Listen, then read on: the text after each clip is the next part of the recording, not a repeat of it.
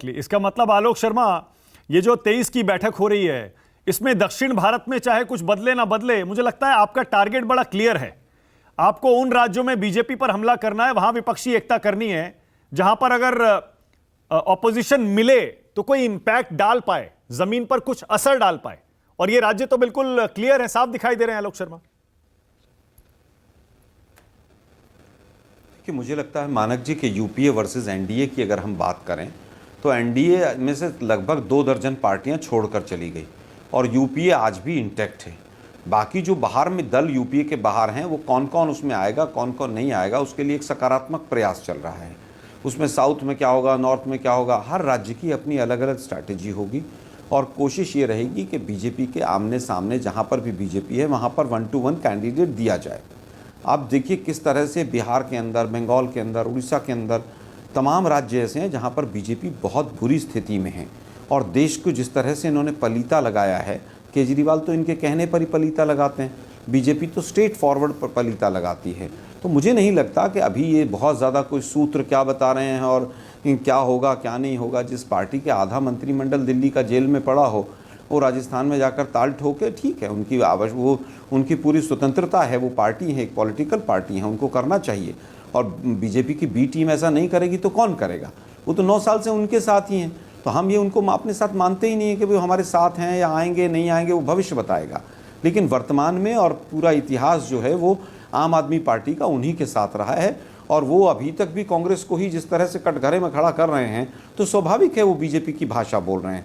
खैर, बहुत अच्छी बात है कि आपके सूत्र जो हैं डीएमके और तमिलनाडु तक मानक जी पहुँचे हुए हैं, लेकिन किसी भी मीडिया हाउस के सूत्र मणिपुर नहीं पहुँच रहे। पता नहीं क्या बात है, मणिपुर में पता नहीं सूत्र जो है ब्लॉक हो जाते हैं खटाक।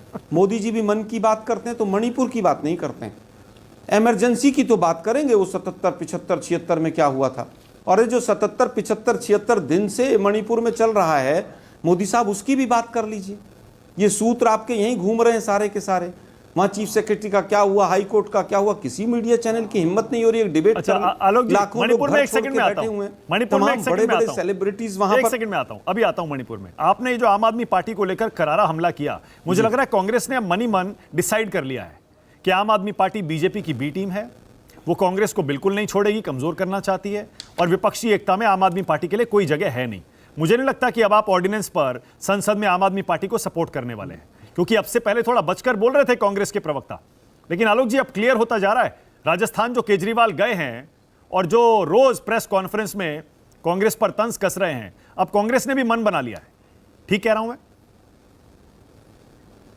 देखिए, मुझे लगता राजस्थान जाने से पहले भी मैं इसी तरह से यही वक्तव्य मेरे थे और मेरी पार्टी के थे। कांग्रेस पार्टी जानती है उस व्यक्ति को जिसने अन्ना हजारे को, जो बीजेपी के एक पिट्ठू थे, उनको बेवकूफ़ बना दिया हो, जिसने आरएसएस को बेवकूफ़ बना दिया हो, जो आरएसएस के इशारे पर काम कर रहा हो, वो हमारे से वफा करेगा, देश से वफा करेगा, हम कैसे उम्मीद करें उस बारे में। मुझे लगता है कि पूरा स्पष्ट है कि उनको नेशनल पार्टी बनाने में भी बीजेपी ने मदद की है और बीजेपी नेशनल पार्टी बनाकर कहीं ना कहीं उसका लोकसभा में कहीं ना कहीं उनका फायदा उठाना चाहती है बीजेपी। अरे तो फिर ऐसे नेता के साथ आप पटना में 23 तारीख को कैसे मंच शेयर करेंगे आलोक जी? बताइए, कैसे विपक्षी एकता होगी फिर ये, जहां एक ही मंच पर एक दूसरे को भ्रष्ट बताने वाले नेता होंगे? देखिए, वो कांग्रेस, देखिए मुझे लगता है वो कांग्रेस का मंच नहीं है, वो साझा मंच है और उसमें नीतीश कुमार जी अगवा लेकर और पटना में मीटिंग कर रहे हैं। तो हमें कोई कांग्रेस का मंच हो और उस पर आए तो आप ये सवाल हमसे पूछेगा, हम जरूर उत्तर देंगे। या हम माफी मांगेंगे आपसे कि हमने गलत कहा था।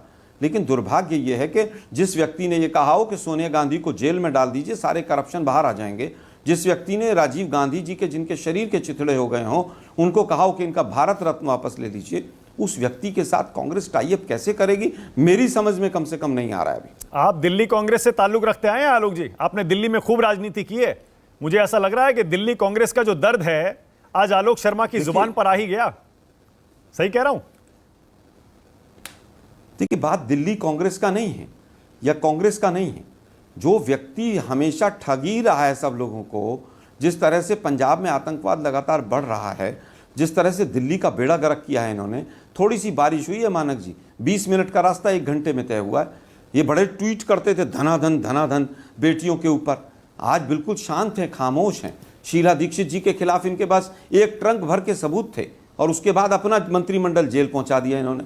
खैर समय बताएगा, देश की जनता तय करेगी, दिल्ली की जनता भी तय करेगी। Okay, all right. मुझे पता है शहजाद कहेंगे पहले आम आदमी पार्टी से ही पूछ लो जो आलोक जी ने हमला किया। देखिए, अखिलेश जी ने पीडीए की बात की, पिछड़ा, दलित, आदिवासी तो दूर की बात है, ये पब्लिक डिस्प्ले ऑफ एंगर दिख रहा है, पब्लिक डिस्प्ले ऑफ अफेक्शन नहीं, पब्लिक डिस्प्ले ऑफ एंगर। और मैं इसलिए कहता हूँ इनका पीडीए क्या है, इनका पीडीए है परिवार डेवलपमेंट। जवाब देने दीजिए, एक तरफा डिबेट मत कराइए मानस जी। हाँ कुलदीप, दूंगा टाइम, पूरा टाइम दूंगा, डोंट वरी, पूरा टाइम दूंगा आपको। इतनी बौखलाहट अच्छी नहीं है।